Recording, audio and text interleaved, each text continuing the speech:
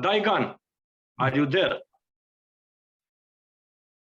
Do you understand Daigan and Jishin? Do you understand what we are talking here? Yes, Sensei, completely.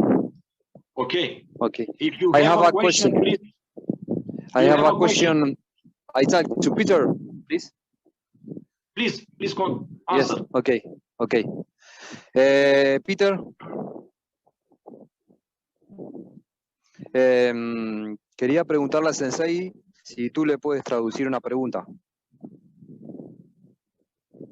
He's asking you if he can ask a question. For everybody will answer. Yes, yes.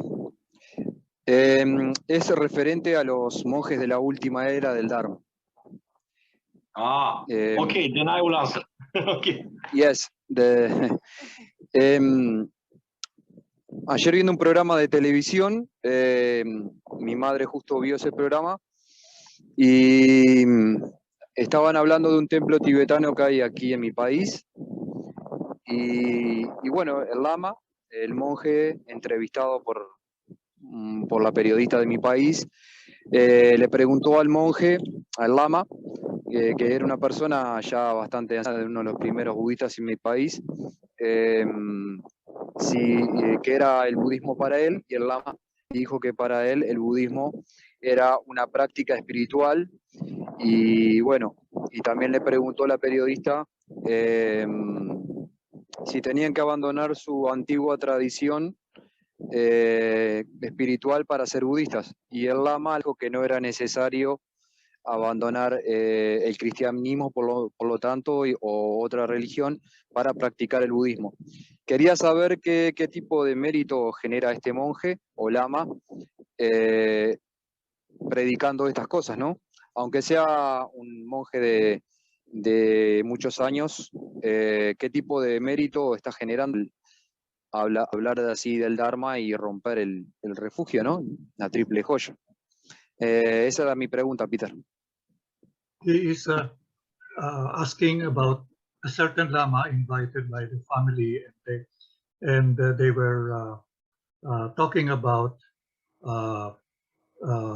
Buddhism, and the lama said that you can follow without abandoning your present religion or belief.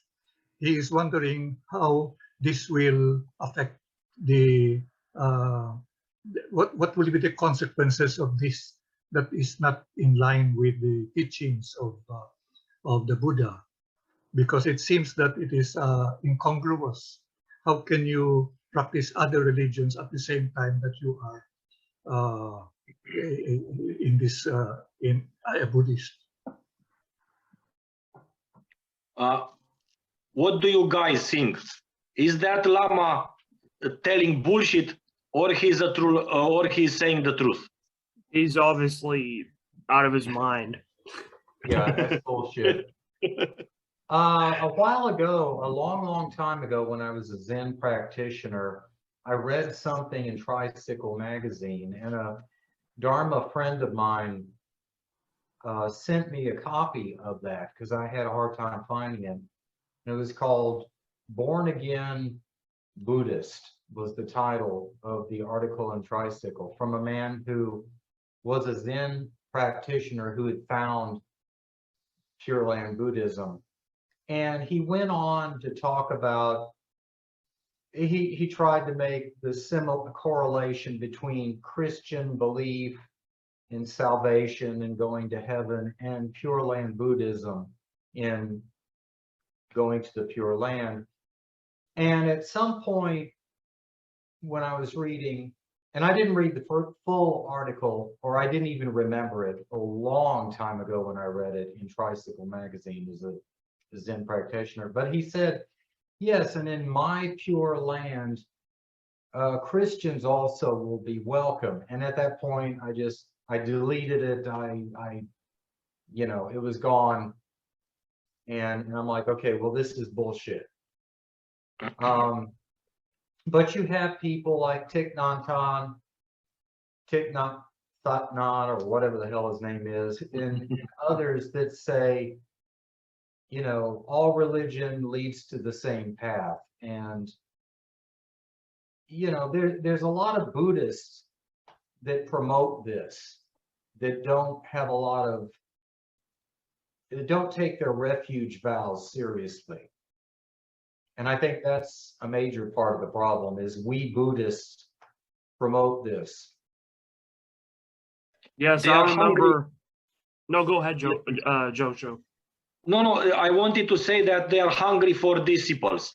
They are hungry for followers, for members. They want to grow in numbers, not in quality.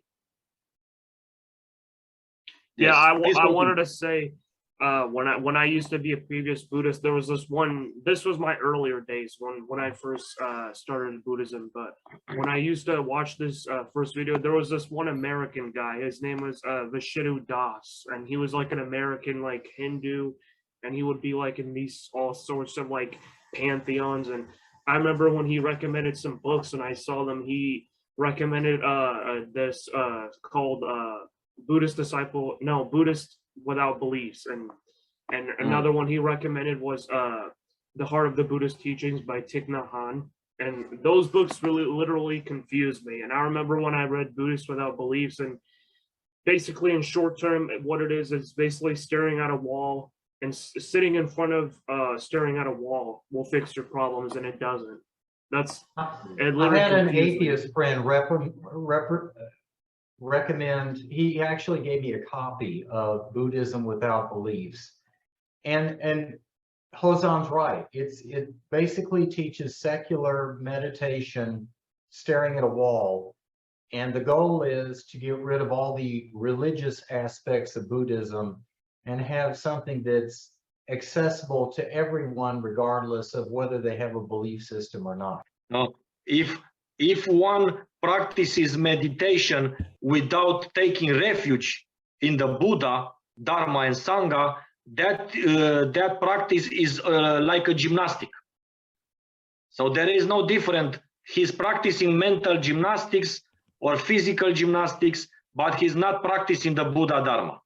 I also heard it's also really bad to do like meditation too much, because it's really bad on you. That's what I heard. Many people can have problems if they practice meditation without proper guidance.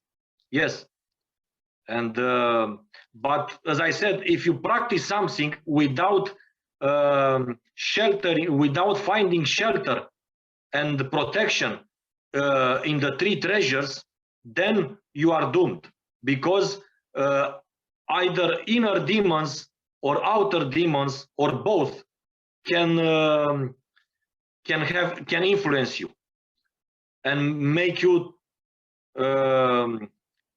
turn away from everything that is good, you know.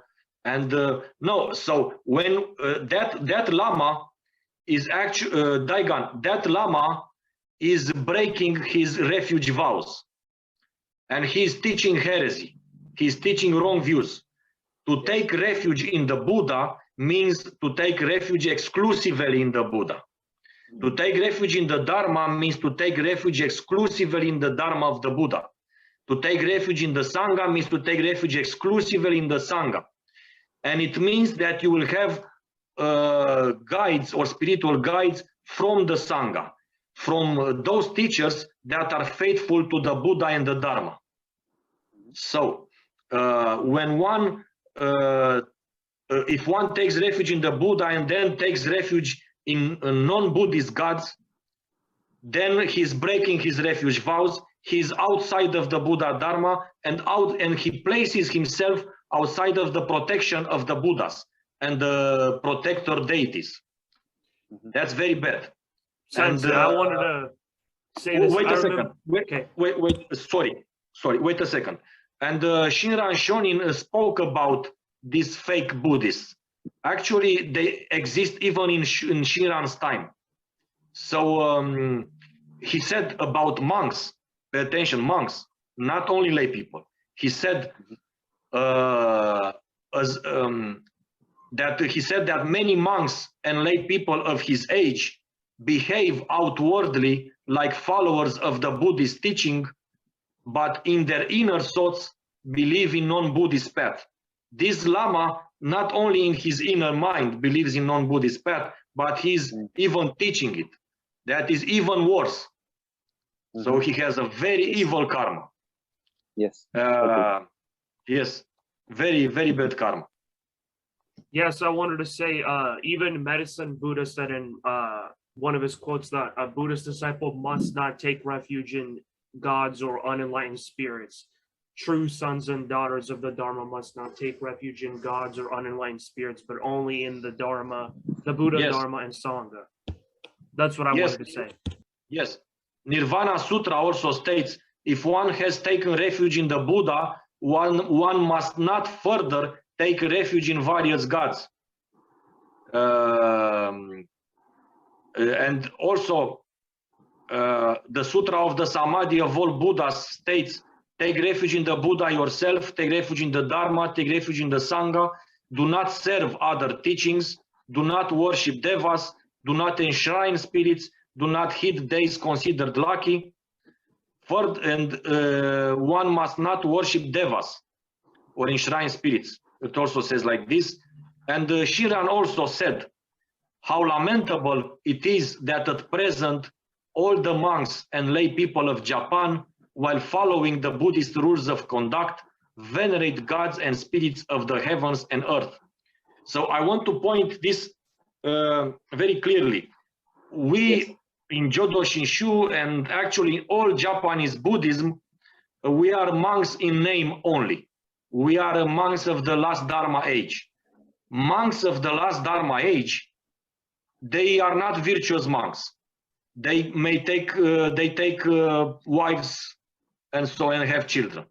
They sometimes do bad deeds, but they never ever break the refuge vows. So Yes. a monk of the last Dharma age, like me, like many other monks, can do many bad things, but they will never ever break the refuge vows. They will never ever follow non-Buddhist teachings, never ever have faith in non-Buddhist gods or pray to them and so on. Never will do that. So, and they will always have faith, yes, in the Buddhist teaching, in the Buddhas, and in our case, in Amida Buddha. Yes. Yes. So that Lama is not even a monk of the last Dharma age. No, he's outside of monkhood. Yes. He's outside of the Dharma and outside of Buddhist teaching. He's not even a monk. See, he's not even a monk anymore. Yes. Very good. Okay. Okay. It's very sad that Islam can some influence to the Uruguayan people, Buddhist Uruguayan people. I see. So bad. It's so bad. When anybody here present, if anybody of here present will become a monk or priest in Amidaji, monk or priest is the same for us, means the same thing. If you will become a monk and you will have a sangha there, you can have collaboration or discussion or friendly relation with many Buddhists from various Buddhist paths. But you shall never ever have relation with such false monks, false teachers who break the refuge vows and who say that one can be a Buddhist and a Christian. Never have relation with those people because they are not Buddhists. See, Yes. you can have good relations with drunkards, drug addicts, prostitutes who are Buddhists, but only if they respect the three refuges. But never ever have a relation with those who break the refuge vows. You can not take into consideration the fact that some people don't have merits, don't have virtues, because you also don't have virtues. But you can accept this. but never accept somebody who says that you can be a Buddhist and believe in God or in Jesus or so on. Yes. That was very big here in the United States for a while. I don't see it that often, but the whole Buddhist Christian or Christian Buddhist craze, that was big for a long time. And I've noticed I don't see it that often. I don't know if it exists that much. It used to have declined in popularity over the years. I hope so. There were even some Christian monks. There was a Christian monk who received Zen Buddhist ordination, also as a monk. So he was a Christian monk who received Buddhist ordination in Zen. You know, that guy slandered both Christianity and Buddhism. So he was not a Christian and not a Buddhist in the same time. So he disrespected both of the paths. See, it's a modern heresy today. You can't follow Buddhism and believe in a creator God, because obviously if you look to the sutra, Shakyamuni clearly denied the idea of a creator. And if one even goes too far as to believe in one, then you're not a Buddhist, because that's Shakyamuni's own words.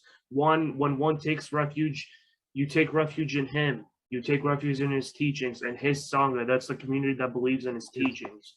And specifically, we take refuge in Amitabha and the ones that have faith in him. yes, and Christianity or non-Buddhist teachings have explanations of the world that contradict the Buddhist teaching.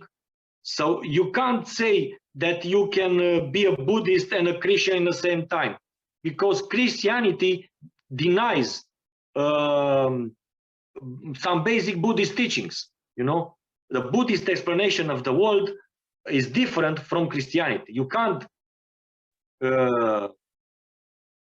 follow both paths. It's impossible. Exactly. As I get older, I've noticed how impossible it is to believe in a creator God because of karma. And that's one thing Christianity definitely denies, is karma.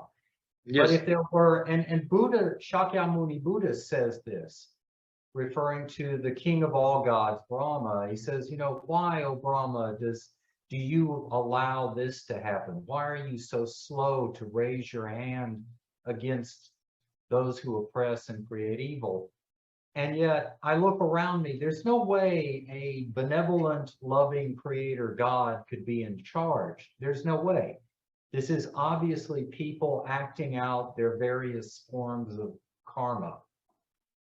Yes, I wanted to say, but Joshin said, but even Buddha said, if man, there was this one passage in the Jataka Tales. That's one of the, I think it was the sutras, one of Buddha said. It was the one that Joshin just referred to. It was the one he visited Brahma.